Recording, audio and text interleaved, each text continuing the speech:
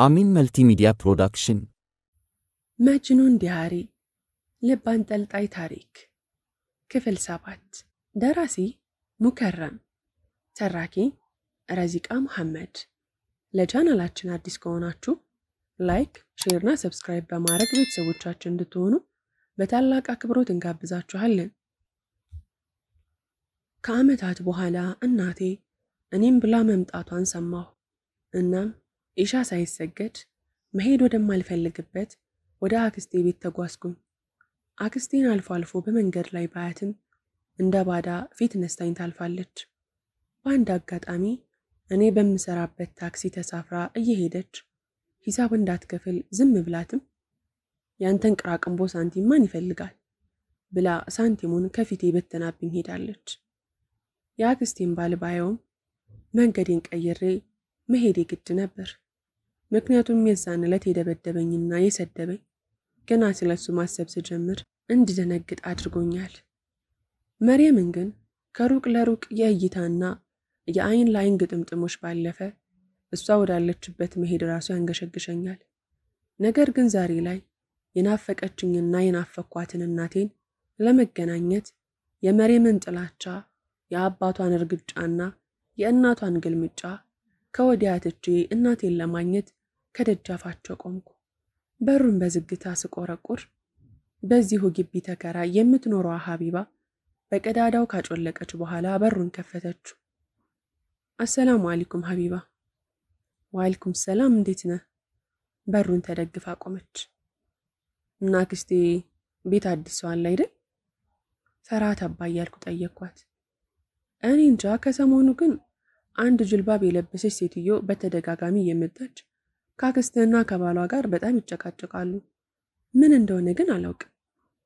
አሁን ታዲያ የታለች? ከአፏ የሚወጡ ቃላትን በጉጉት ጠበቅኩኝ።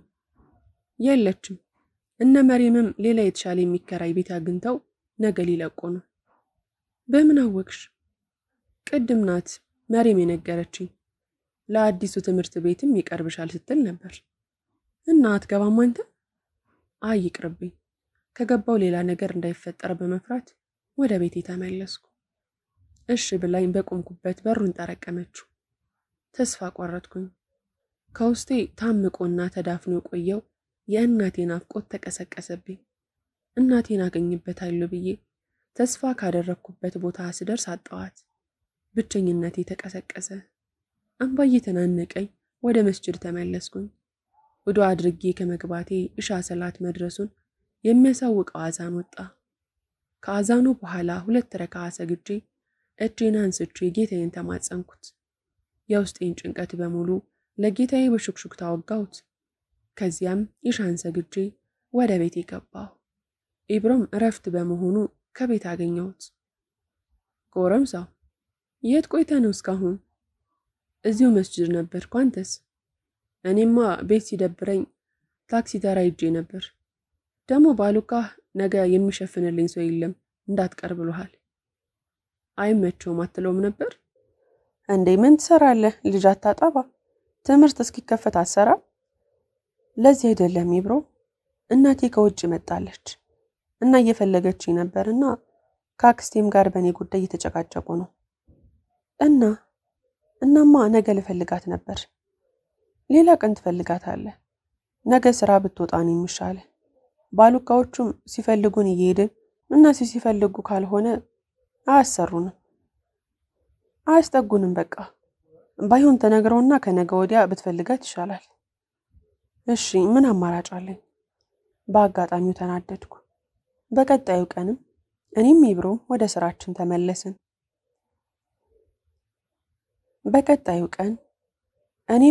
ወደ ስራችን ከተመለስን በኋላ በስራ ላይ ያለው ከተሳፋሪዎቹ ሳንቲም በመልቀም ላይ ሳለው አንድ ጅልባብ ተከናንባ ያቀረቀረች ሴት ላይ አነጣጠርኩ።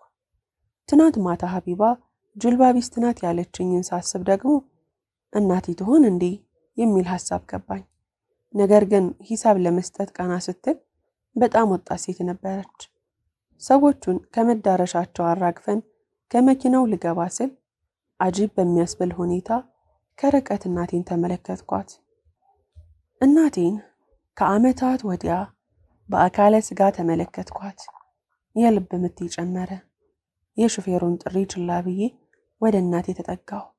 ጀርባዋን ሰጣኝ ቆማ ስለነበር ትከሻዋን ነካ አደረኳት። እንደ ዞረች በእጇ የያዘችውን ቦርሳ ከመሬት ለቀቀችው። ያ ረቢ እያለች ጮኸች። እያነባች አቅፋኝ እያገላበጠች ሳመችኝ። እኔ የሆነውን ባለማመን እንደደነዘዝኩኝ ነበርኩ። ድምፅ አላወጣም ግን አለቅሳለሁ። በእናቴ ከኔ ገሸሽ ማለት ለዓመታት ብዙ ስቃይና መከራ ተፈራርቆብኛል። በዚያው ልክ ደግሞ ያገኘኋቸው ነገሮች እልፍ ናቸው። ቢሆንም እንገለቴ በስቶ ጥሩውን ነገር አደብዝዞብኛል። ከደቂቃዎች በኋላ ወደ ራሴ ተመለስኩ። እናቴንም አቀፍኳት። አላፊ አግዳሚው ቆሞ ያየናል። ነገሩ ያልገባው ትቶ ይሄዳል። አንዳንዱ ደግሞ ምን እንደተፈጠረ ለማወቅ በትዕግስት ይጠባበቃል። ከዚያ መሃል አንዲት እናት ልጄ ምን ነው በጠራራ ፀሐይ ለቅሶ? ልጄ ነው ጠፍቶብኝ ነበር። ድንገት ሳገኘው ደስ ብሎኝ ነው። እሰይ ደስ ይላል። አንድ እናት ከልጇ ሌላ ደስታ የላትም። በተለይ ለእናት ወንድ ልጇ ዓለሟ ነው። አዎ የኔ እናት በሉ ከፀሐይ ዘወር በሉ። የሰው ማይን ጥሩ አይደለም። ፈጣሪ ያሳድግልሽ ብለው ትተውን ሄዱ። አሚን አሚን ብላ እናቴ ወደ እኔ ዞረች። ታዲያ ምን እያደረክ ነው ብላ የመጣሁበትን አቅጣጫ አሻግራ ተመለከተች። እዛ ታክሲ ላይ ረዳትነት። እኔ ልሰቃይልህ ላንተ ብዬ ሀገር ለቅቄ ተከዘች። አረም አብሽሪ ለኸይር ነው። ሂድ እሺ ንገረውና እንሂድ። እሺ ብዬ ለሾፌሩ ሁኔታውን አጠር አድርጌ ነግሬው የሰራውበትን አስረክቤው ተመለስኩ። ከዚያም እናቴ ላዳ ተኮናትራ ከአንድ ቤት በር ጋር አቆመልን። ከላዳው ከወረድን በኋላ ትልቁን የግቢ በር ከፍታ ወደ ውስጥ ገባን። ወደ ቤቱ ስገባ ከውጪ ከሚታየው በላይ የተዋበ ሆኖ አገኘሁት። ከአንዱ መጅልስ ላይ ተቀመጥ ብላ አስቀምጣኝ በፔርሙዝ ሻይና ብርጭቆ ይዛ መጣችና ከአጠገቤ ተቀመጠች። ኦማሬ ቆይ ምንድን ነው የተፈጠረው? ሻዩን ቀድታ አቀበለችኝ። የት? ድንገት ስለጠየቀችኝ አልገባኝም ነበር። ከአክስት ጋር በምን ተጣልታ ነው የወጣኸው? እነሱ የነገሩኝ እውነት ነው? የአክስትህን ልጅ መሪምን ቃሉን መጨረስ ከብዷ ዝም አለች። እማ አሁን አንቺ መጥተሻል። ምንም ነገር አልደብቅሽም። የምትረጅኝም አንቺ ነሽ። የዛኔ ወደ ውጭ ከሄድሽ በኋላ መጀመሪያ ወሮች ላይ ሰላም ነበረን። እየቆየን ስንሄድ የአክስቴ ባል ፊት ነሳኝ። ቢሆንም እኔ ምንም አልለውም ነበር። የሆነ ሰዓት ላይ ትምህርት ቤት ከተዋወቅነው ጓደኛዬ ጋር መስጂድ ማዘውተርና ቁርአን መቅራት ጀመርኩ። ማሻአላህ። ከዚያ አንድ ቀን መስጂድ እያለው ሳላውቀው ረፈደብኝና መሸው። እሱም ተናዶ ከትምህርት ቤት ሌላይትም እንዳትሄድና ከቤት እንዳትወጣ ብሎ ከለከለኝ። እሺ ከዚያስ? ከዛኔም አልተቃወምኩትም። እሺ ብዬ ከቤት መዋል ጀመርኩ። በዛ ጊዜ መሪም አፈርኩ። አትፈር ንገረኝ ሐቁን። አፈቅርሃለሁ ማለት ጀመረች። አንዳንዴም እኔን ለማሳሳት ትሞክራለች። ከዚያ የሆነ ሰዓት እሱ ስራ አገኘ። እኔንም ከቤት እንደወጣ ፈቀደልኝ። ከዚያ እኔም በጓደኛ አማካኝነት ቁርአንን አከተምኩ። የኔ ጀግና እኔማ ስለ ዲንህ ምንም አለማሳወቄ ያንገበግበኝ ነበር ብላ እጆቼን በደስታ ሳመቻቸው። ያከተምኩኝ ቀን ጓደኛዬ ያልኩሽ የሱ እናት ትንሽ ሰደቃ አድርጋ ነበር እና ቀኑን እነሱ ጋር አሳልፌ ማታ ስመጣ ጎረቤት ለቅሶ ስለነበር ቤት መሬም ብቻ ነበረች። የዛ ሰዓት ነበር እንደ ሌላው ቀን ስትታገለኝ ከፍራሹ ላይ ወረወርኳት። ከዚያ ጮኸችና ሰው ተሰበሰበ። አክስቴና ባሏም መጡ። ምን ሆነሽ ነው ሲሏት ሊደፍረኝ ነው ብላ ዋሸችና ለቀሰች። ኢና ሊላህ ምን? አፏን ያዘች። የአክስቴ ባልም ከግድግዳው አጣብቆ ደበደበኝ። እኔም እየደማው ከቤት ወጥቼ ከትምህርት ቤታችን ያለው ጫካ ጋር አደርኩ። አልቻልኩም። የዛ ቀን ሳስታውሰውን ባይቀደመኝ። ተዋቸው አታልቅስ፣ ጀሊሉ መጨረሻቸውን ያሳየኝ ብላ አቅፋኝ አለቀሰች። ከዚያም ልብሴን ስላወጡልኝ ሰውዬና ስለ ኢብሮ ነገርኳት። እኔም ቀለለኝ። እንባዬን እያበሰች አብራኝ የምታነባው እናቴ ድጋሚ አገኘኋት። እናቴን ማግኘት የፈጠረልኝ ደስታ ከፍ ያለ ነበር። ነገር ግን የመጥፎ ቀን ወዳጄ እሱ ታክሲ ላይ ተንጠልጥሎ ፈግቶ እየዋለ የቤት ኪራይ እየከፈለና የዕለት ጉርሳችንን እየቻለ እንደ ጓደኛ ሳይሆን እንደ ታላቅ ወንድም ያስተማረኝ ኢብሮን መለያየት ክህደት መስሎ ተሰማኝ። ልቤ ሟለለ። እናቴም ስለ ቆይታዋ እየነገረችኝ የዙሁር አዛን ጥሪ ተሰማ። ከዚያም በህይወቴ ለመጀመሪያ ጊዜ ከእናቴ ጋር እሷን አስከትዬ የዙሁርን ሰላት ሰገድን። ሰግደን ከጨረስን በኋላ እናቴ ከመስገጃዋ ላይ ተደፍታ እያለቀሰች ለኃያሉ ጌታ ሐምድ አደረሰች። ወደ ቦታችንም ተመልሰን ወደዚህ ቤት ስገባ የተፈጠረብኝን ጥያቄ ጠየኳት። እማ ግን ይሄ ቤት የማን ነው? ዞር ዞር ብያየሁት። ያንተ ነው። እንዴት? ምን እንዴት አለ ዑመር? ይህን ሁሉ ዓመት በሰው ሀገር የለፋሁት ለምንድን ነው? የገባሁበት ቤት አሰሪዎቼ አላህ ያቆይልኝና ደግ ነበሩ። አላህ ኸይር ጀዛቸውን ይክፈላቸው። ደሞዜንም ጨመር አድርገው ነበር የቀጠሩኝ። ወደዚህ ስመጣም የአየር መንገድ ትኬትና ትንሽ ገንዘብ ሰጠውኝ የመጣሁት። እሱን ጨምሬበት ይህንን ቤት ገዛሁ። ትናንት ነው የተረከብኩት። ያምራል በጣም። ወደድከው? እንዴ ምን ይጠየቃል? ካሁን በኋላ ያንተ ነው። እኔ መመለሴ ስለማይቀር ሁሉንም ነገር ያንተ ኃላፊነት ነው። አሁንማ ጎረምሰህልኛል። ልትመለሽ ነው? ሐሞት ይፍስስ አለ። እንዴ ኦማሪ ምን ማለት ነው? የአንድ ወር ፍቃድ እኮ ነው የሰጡኝ። በዚህ በሚሊኒየሙ ሰበብ ካልመጣሁኝ ብዬ ጨቅጭቂያቸው እኮ ነው። ከእነሱ ጋር ከወጣው ደግሞ የተሻለ ቦታ አላገኝም። ቆይ ምን ጎደለ? ቤት አለን። አይ ይህ እኮ ጅማሬ ነው። ስንት ጎዶሎ አለን። አልሐምዱሊላህ ያንንም ጊዜ አልፈነዋል። ግን አንድ ጊዜ ሰርቼ መጥቼ እዚሁ የራሴን ስራ የምጀምርበት ሁኔታ ማመቻቸት አለብኝ። ቤቱ ብቻውን ዳባ አይሆነንም መቼስ። እሺ ሐሳቧ ልክ ቢሆንም አልተዋጠልኝም። ሁሌ የኔ ጭንቀት የነበረው ያንተ ማረፊያ ጉዳይ ነበር። አሁን ይህንን ካመቻቸውልህ አእምሮዬ ይረጋጋል። ትንሽ ጊዜ ሰርቼው ደግሞ ስልክ ልክልሃለሁ። ከዚያ በሱ እንደዋወላለን። የሚያስፈልገውን ነገር እየሰራው አሟላልሃለሁ። እሺ ይሁን። ስልክ ያለችው ሐሳብ ትንሽ ረጋ አደረገኝ።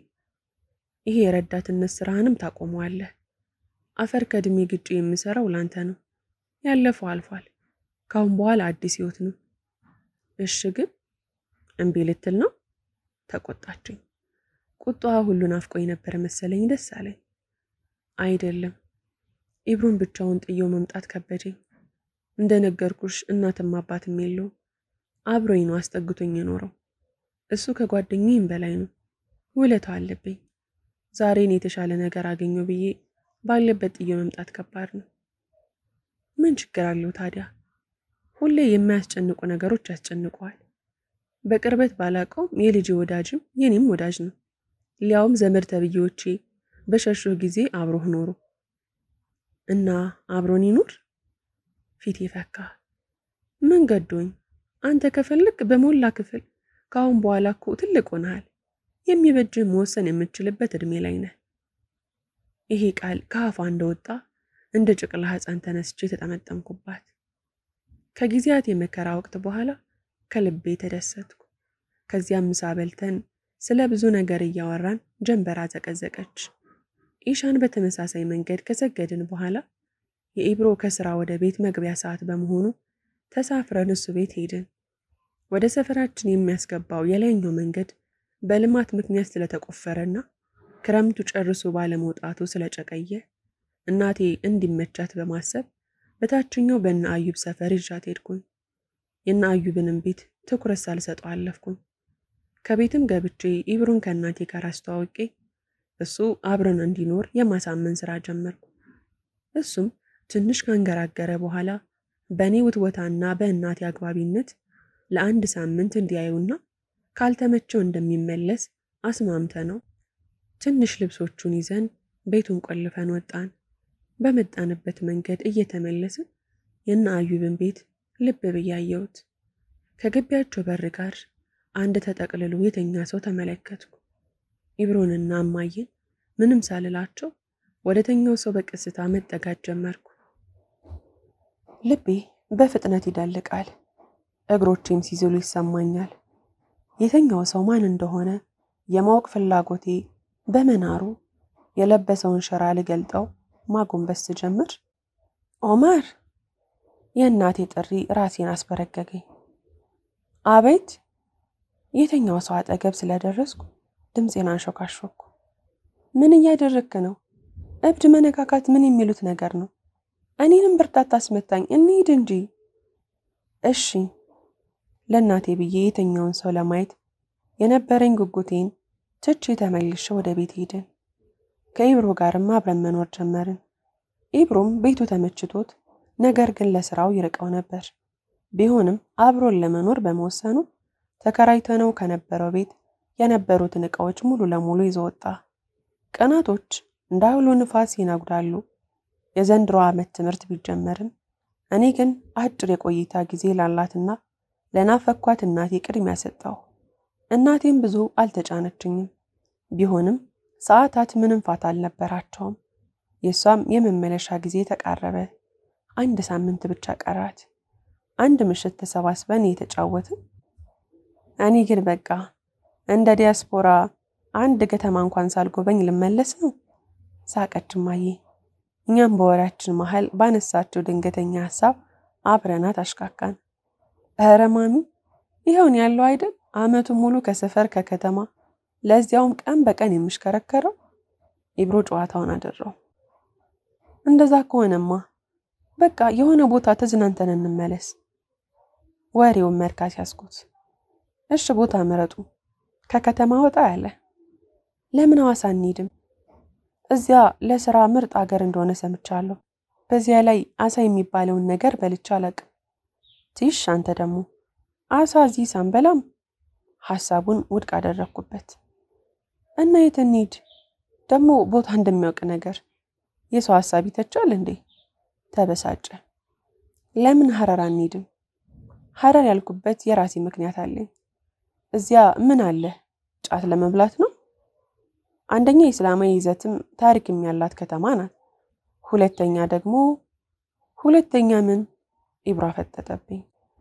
ጀጎል ስለሚባለው ነገር ብናውቅ አሪፍ ነው። ነው እንዴ? ሐሳቤ ገብቶት ነበርና ክርክሩን ትቶ ተደግፎ ተቀመጠ። ኢብሮ እንዳትሸነፍለት ተከራክረህ አሳምነው። እናታችን በዝምታ ስትታዘበን ከቆየች በኋላ ኢብሮን ደገፈችው። እኔም የሷን ወደ እርሱ መዞር ስመለከት እንዲያምንልኝ ጣቴን ካፌ ላይ አድርጌ ዝም እንዲል ተማጸንኩት። አረ ይሁንለት፣ አሳውን እዚህ ይጋብዘኛል። ወላሂ አብሽር፣ ከፈለክ አሳ ነባሪውንም ቢሆን እጋብዛለሁ። እሺ በሐረር ተስማማችሁ? አዎ ተስማምተናል። ፈጠን አልኩኝ። እናቴም የኢብሮን ሐሳብ ለመቀበል ወደ እርሱ ዞረች። ይሁን ተስማምተናል። እሺ በቃ ነገን ውለን ከነገ ወዲያ እንሄዳለን ብላ ከኛ ጋር ተስማማች። እኔም ደስ አለኝ። ነገር ግን የባለፈው ምሽት ገጠመኝ ሰላም ስለነሳኝ ባለኝ አንድ ቀን ወደ በፊቱ ሰፈር ተመልሼ ከበር ላይ ተኝቶ ስለነበረው ሰው መረጃ ማግኘት በመሻቴ በቀጣዩ ቀን ተመለስኩኝ። ምናልባት አገኘዋለሁ በሚል ተስፋ በጠዋት ብሄድም በቦታው ላይ ግን አልነበረም። እስከ ምሳ ሰዓትም ከበራፉ ፊት ለፊት ካለው ድንጋይ ላይ ተቀምጬ ዋልኩ። ቢሆንም ምንም ፍንጭ አላገኘሁም። እዚያው በተቀመጥኩበት ከና አዩብ ቤት ስመላለስ የምታቀኝ ጎረቤታቸው ወደ እኔ መጣች። እንዴት ዋልክ የኔ ልጅ? ሰላም ነው ማዘር። ከተቀመጥኩበት ተነስቼ ሰላም አልኳቸው። ካየሁ ቆየው። ምን ነው በደህና?